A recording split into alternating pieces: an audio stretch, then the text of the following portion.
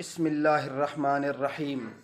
میرے محترم سامعین و ناظرین، آج جو میں آپ کی خدمت میں گفتگو ذکر کروں گا وہ یہ ہے کہ ہم پریشانیوں سے کس طرح بچ سکتے ہیں، یعنی پریشانیوں سے بچنے کا وظیفہ ذکر کروں گا۔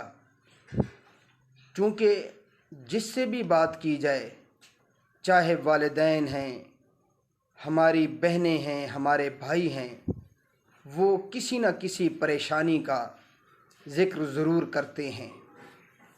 تو اس لیے پریشانیوں کے عالم میں ہمیں کیا کرنا چاہیے، تو یہ آپ خوب اچھی طرح سمجھ لیں اور ذہن نشین کر لیں کہ پریشانیوں سے بچنے کا وظیفہ یہ ہے کہ سب سے پہلے تو ہمیں 5 وقت کی نماز کی پابندی کرنی چاہیے۔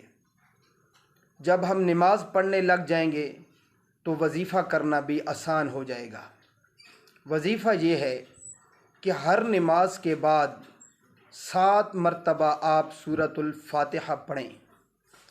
7 مرتبہ سورۃ الفاتحہ پڑھنے کے بعد آپ اللہ سے دعا مانگیں۔